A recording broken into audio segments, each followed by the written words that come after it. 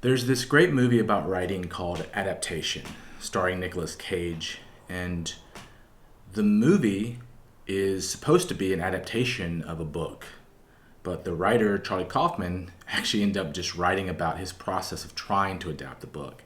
And in it, there's this great scene where he goes to this seminar on story by Robert McKee, who's a very famous screenwriting teacher.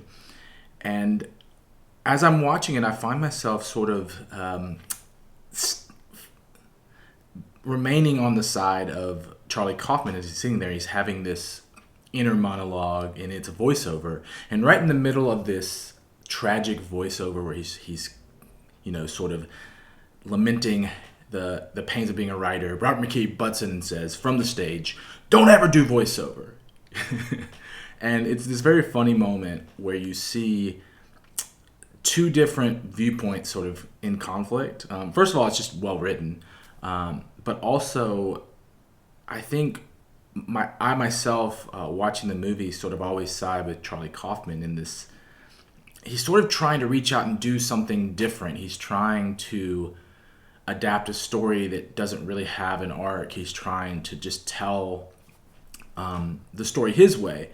And he goes to this bar with Robert McKee afterwards, and they have this conversation where Robert McKee is giving him all these platitudes. You've got to have a third act. You've got to have the character change. You've got to do all these things. And watching it now, it just feels like platitudes. It just feels like all of these things that we as writers hear but never really fully understand or are able to apply even in our own writing.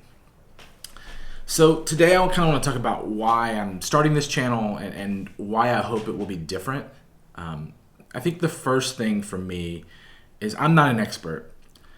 I'm just a writer, and I think a lot of people approach teaching writing from the guru perspective, that like if you follow these principles and this method, you will have a sellable screenplay, or you'll have a guaranteed New York Times best-selling book.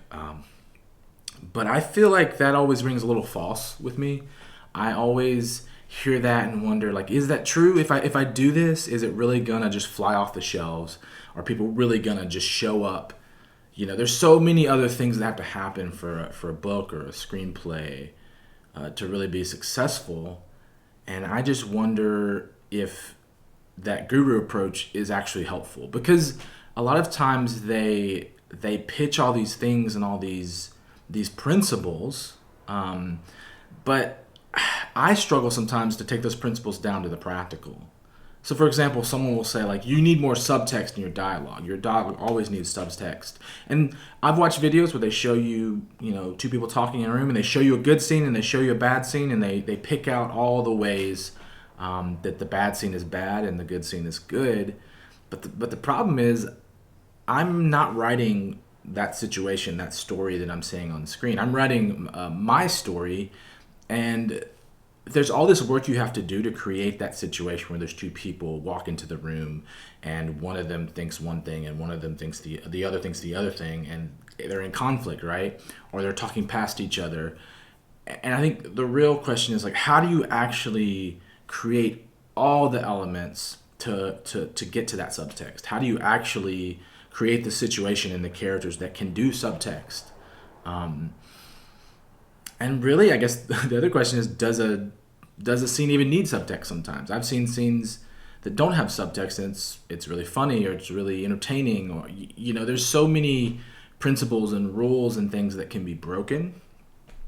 And obviously, you have to, as a writer, learn all the rules before you can break them. But I feel like in the modern writing world that we're in, you kind of have to break rules way more than you used to. So that's something that I'm constantly struggling with as a writer. And so for me, I'm sort of on the same writing journey as you guys, and I want to just walk alongside you and help you learn. And I really think that the one other thing I'll say about that I hope is going to be different about my channel is we have to learn how to pivot as writers. And so you start a draft, you get halfway through and it's just not working, right? And I think that's happened so many times where you start an idea and it just something's not clicking. And for me, sometimes I almost have to get in and write it just to even fill out the idea.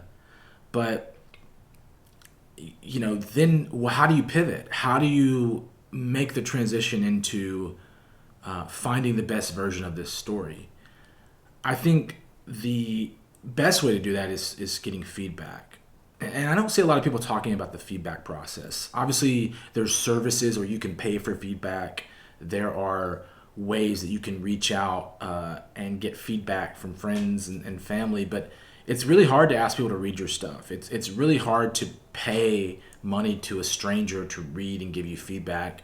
And a lot of times it's gonna be you're gonna read things that you don't like in the feedback.